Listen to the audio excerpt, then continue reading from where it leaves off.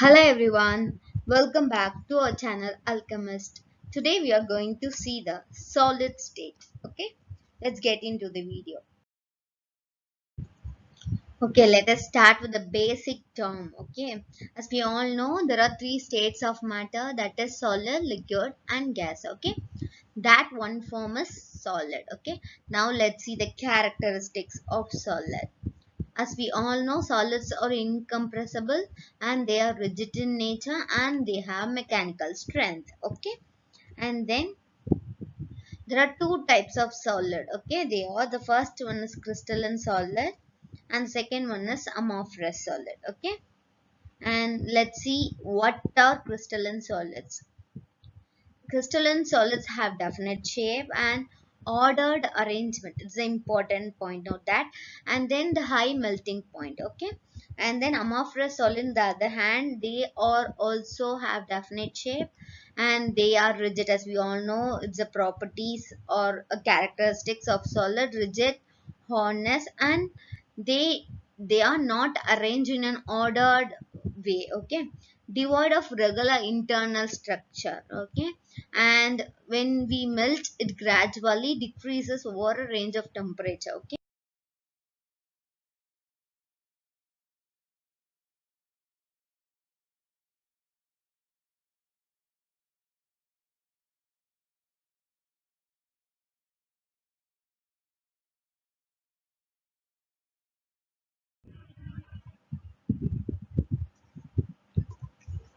and in this slide we are going to learn the basic terms. Okay, the first basic term is crystallography. Crystallography means a study of internal structure of crystals is known as crystallography. Okay, and then what is unit cell? Okay, as we know that it's the smallest fundamental repeating portion. Okay, and when we see in three dimension, there are a lot of unit cell are present in a single crystal. Okay, let's see the diagram, it's easy to understand. Okay, see, this is a crystal. Okay, and this is the unit cell, that is one cube like in 3D. It's a cube like structure is known as unit cell, and these points are known as the lattice points. Okay, clear. And this full portion is known as crystal, and in that this cube is known as unit cell, and the points, the red dots, are known as lattice points. Okay, these are the basic terms in solid state. And then now we are going to see the characteristic parameters of a unit cell, and we see the unit cell is like in a crystal. Yeah, smallest portion is a fundamental portion is unit cell. Okay, and let's see, and this picture we saw in the previous slide. Okay, this is a crystal and this is the unit cell. Okay, take one unit cell, this is one unit cell, and in that the axis. Okay, OX, OY, OZ, there are three axes, and the angles, the three angles, interfacial angles between A and B, gamma, and B and C, alpha, and C and D, beta. Okay, these are the three interfacial angles, and the primitive intercepts. Okay, A, B, C is the intercepts of this unit cell. Clear? And now we are going to see the types of cubic system. And there are three types of cubic system, that is simple cubic, body centered cubic, and the face centered cubic. Okay, and this is a simple cubic diagram. This is BCC or body centered, this is FCC or face centered. Okay, see this, there are 8 lattice points in simple cubic. Okay, and in body centered there are 8 lattice points and one body centered lattice point is there. Notice this point. Okay, and in face centered there are 8 lattice points are present in all the three, and there are 6 additional, there is face centered lattice points are there. Okay, and now let's see the assignment of atoms per unit cell. Okay, this is a calculation type, and For the first one, that is simple cubic, as we know that atoms are present in the corners only. Okay, each atom is shared by eight other as we know, eight lattice points are there. Okay, so each atom is shared equally by eight other unit cells. And then the total number of atoms per unit cell is, we have to calculate as nc by 8. Okay, nc is the number of atoms at the corners. Okay, let's see this diagram.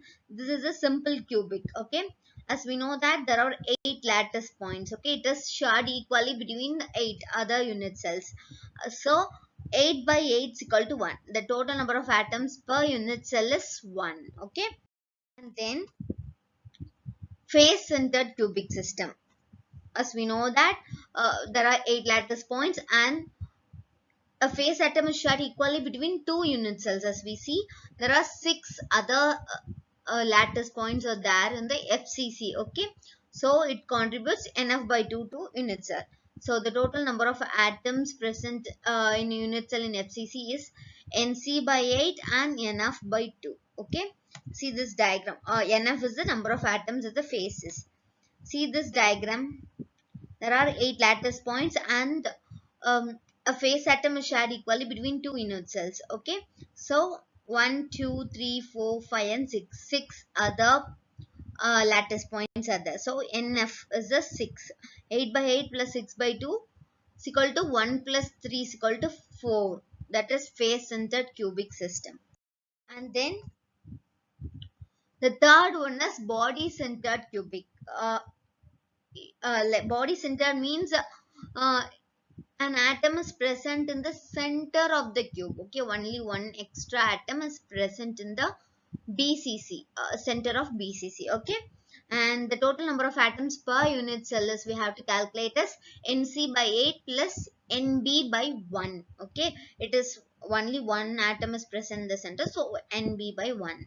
That is 8 by 8 plus 1 by 1 is equal to 1 plus 1 is equal to 2. Okay, the total number of atoms per unit cell in BBC is 2, and then NB is the number of atoms inside the body. There are one atom present in the center, so 1. And then let's see, this is the BCC structure. There is one atom present in middle of the body centered cubic system. Okay, so our calculation was finished. That is, the total number of atoms is 2. Okay, then and another one, it is edge centered cubic system. Okay, in this edge centered, it is common to 4 units also. There are 12 edges of a unit cell. Okay, so we have to calculate by 12. So the total number of atoms per unit cell is NC by 8 plus NE by 4. NE is the number of atoms at edge center. Okay, so 8 by 8 plus number of atoms is 12 by 4. Okay, it is shared by 4 unit cells. So 4, 1 plus 3 is equal to 4. This is the structure of edge-centered cubic system. Okay, there are 12 atoms present, and 4 units. It's common to 4 unit cells. Okay, this is common to 4 unit cell. That is edge-centered. Okay, and then next topic is X-rays and crystal structure. X-rays are electromagnetic waves, and they have short wavelength, and the wavelength of X-rays is in the order of 10 to the power minus 8 centimeter. Okay, Laue diffraction pattern. Laue means, let's see what are the suggestions given by Laue. Crystals can be used, he said that crystal can be used as a three-dimensional diffraction grating for X-ray. Okay, and then he used a zinc sulfide crystal. Okay, and then he confirms certain nature. Okay, let's see that. He confirmed the wave nature of X-rays and the three-dimensional lattice and symmetry of crystals. Okay, and then the interpretation of pattern seems too difficult to find by Laue. Okay, then the next scientist is Bragg's. Okay, Bragg's equation. Bragg, WL Bragg and WH Bragg derived a mathematical relation to determine interatomic distances from X-ray diffraction pattern. Okay, and then this is the law, that is the fundamental equation they proposed, which gives a simple relation to the wavelength of X-ray and the interplanar distance, that is lambda and d. Okay, and the angle of refraction, that is theta. Let's see the equation. This is the equation, that is n lambda is equal to 2d sine theta. N is the order of reflection and lambda is the wavelength of X-ray and d is the interplanar distance and theta is the angle of reflection. Okay? And then significance of Bragg's equation. What are the significance?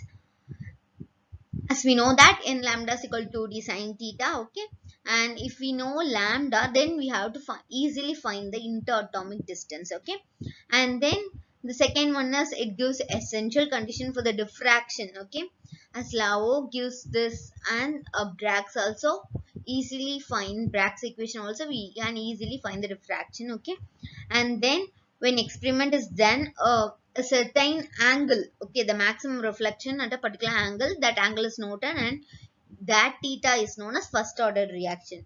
And then when we increase the angle, okay, the maximum reflection, I could say some other position, and that angle also noted and it's correspond to the second order of reflection. Okay, and then the next one is types of crystals. The first one is molecular crystal, and the second one is covalent crystal, and the third one is metallic, and the fourth one is ionic. Okay, let's see them in detail. The first one is molecular crystal. Molecular crystal means the lattice points in molecular crystals. As we know, I already know, the points in the edges are in face centered is known as lattice points. Okay, lattice points in the molecular crystals consist of molecules which do not carry any charge. Okay, there is no charge present in the molecular crystal, and the force binding the molecules are of two types. The first one is dipole-dipole interaction. It means it occurs in solids which consists of mostly polar, means positive, it carries charges. Okay, positive and negative charge. Example, ice. Okay, ice means nothing but water. Water splits as H plus and OH minus. Okay, so dipole-dipole interaction. And then the second one is van der Waals force. Van der Waals force, as we all know, it's general and it occurs in all kinds of molecular solids. Okay,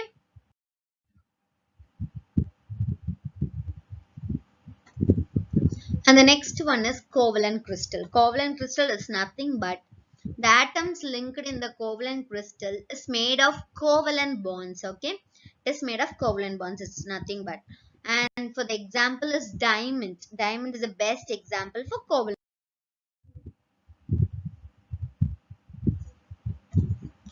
The next one is metallic crystal. Metallic crystal means it consists of assemblage of positive ions. Okay, which are put in a sea of mobile electrons, and then each electron belongs to a number of positive ion and each positive ion belongs to number of electrons. Okay, this resembles the first point. Okay, in a sea of mobile electrons we put the positive ion, so this point is correct.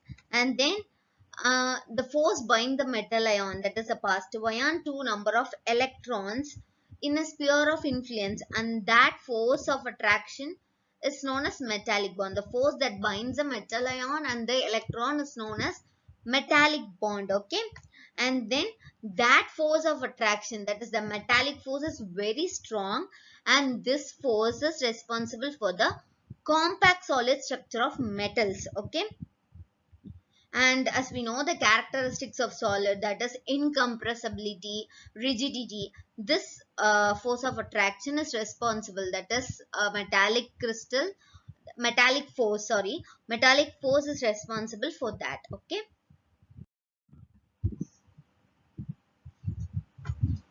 the last one we are going to see is the ionic crystal. Okay, ionic crystal means the lattice points are positive or negative ion. When ionic crystal occurs when positive and negative ions are there. Okay, and each ion is given by a coulombic force. Okay, this force is present in ionic crystals, and it is present when two opposite sign ions meet, that is a positive ion and negative ion. Okay, and this force is also very strong when compared to metallic force. Okay, and let's see the characteristics of ionic crystal. Okay, the first one is the heat of vaporization, melting point, boiling point are very high in ionic crystal, and the vapor pressure of ionic crystals at ordinary temperature are very low. Okay, and ionic crystals are hard and brittle, and they are insulators in solid state and a good conductors when dissolved in water. Okay, and when it is dissolved, so soluble in water and also in other polar solvents. Okay. Okay, now let's see the types of ionic crystal. Okay, there are three types of ionic crystal, that is AB, AB2, AB3. Okay, and the example for AX is NaCl and CaCl, and for AX2 is TiO2, CaF2, and for AX3 is ReO3. Okay, these are the examples. And let's move to the next one, that is point defects. Point defects means a deviation occurs due to missing or displaced or extra atoms. The imperfection in the crystal is known as point defect. Okay, there are four types of basic point defect. Okay, that is Schottky, and then Frenkel, and then metal excess defect, and then metal deficiency defect. These are the four defects. Okay, let's see one by one. The first one is Schottky defect. Schottky defect means, and this defect is caused if some of the lattice points, as we know that in a crystal there is a unit cell, and in a unit cell there are some lattice points. Okay, for simple cubic it is 8, and for body centered cubic it is 8 and one body centered atom, and then for FCC it is there are 8 lattice points and 6 atoms in the faces. Okay, there are atoms, some atoms. Okay, the points which are unoccupied is known as lattice vacancies. Okay, and the number of missing positive and negative ion is same in Schottky defect, and the crystal remains neutral. Okay, and the existence of two vacancies, one due to the Na plus ion and the other due to the missing of Cl minus ion in the crystal of NaCl. This is an example. Let's see the structure. Okay, considered this is Na plus and Cl minus. Okay, one of the Cl minus is missing in this place, and Na plus is missing in this case. Okay, and the number of missing positive and negative ions is same, so it is Schottky defect. And this is a perfect crystal, this is a defect crystal, that is Schottky defect. Okay. Okay, now let's see the Frenkel defect. Frenkel defect means an ion occupies an interstitial position between the lattice points. Okay, and there is one condition when Frenkel defect occurs, that is anion is much larger than cation. Okay, and AGBr is a good example for this type of defect, and see this example, Ag plus is missing and it occupies an interstitial position in this, and this defect occurs when anion is much larger than cation. Okay, consider this as Br minus and Ag plus. Okay, Br minus is larger in size when compared to Ag plus. Okay, in this condition Frenkel defect occurs. Then metal excess defect. Metal excess defect means if a crystal of NaCl is heated in a sodium vapor, we know that yellow color is formed, and then this yellow color is due to formation of non-stoichiometric compound. Okay, when there is a slight excess of sodium ion, it formed. Okay, and see this example. A metal is present extra in this. A cation is present extra in the interstitial position. Okay, and metal deficiency means as usual there is a deficient in the metal. Okay, a certain positive ion is missing from the lattice side and extra negative charge is balanced by some nearby charges. Okay, It generally occurs in transition elements, that is D block elements. As we know, D block elements exhibit variable valency. Okay, and FeO and FeS are examples for this type. See this example. A positive ion is missing from the lattice site, and negative charges is balanced by the nearby charges are negative, so it is balancing. Okay, and this is known as metal deficiency. And the last one, as crystalline solid and amorphous solid, we know. And let's see the amorphous solid. It is a solid, so its basic characters incompressibility and rigidity, and then do not have a definite geometrical form, whereas in crystalline solid they have a ordered arrangement and definite geometrical forms. Okay, and amorphous solid means this is inorderly arranged. Okay, for example, cotton candy is an example.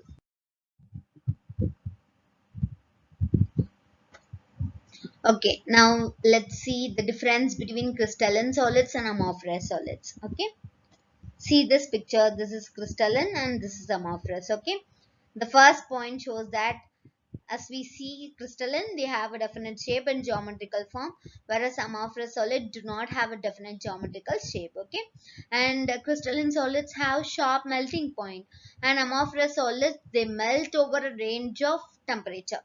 And crystalline solids are rigid and incompressible, and amorphous solids are usually rigid but cannot be compressed to an appreciable extent. Okay, but graphite is soft because of its unusual structure, and crystalline solids, when we cut, it break into pieces with a plain surface and it gives a clean cleavage, but in amorphous solid they give irregular cleavage because of not having a definite geometrical forms. Okay, and in crystalline solids they have a definite heat of fusion, and in amorphous they do not have a definite heat of fusion. Okay, crystalline solids are anisotropic. Anisotropic means we can measure the mechanical properties and electrical properties, and then anisotropic means isotropic means they have similar physical properties because of random manner. The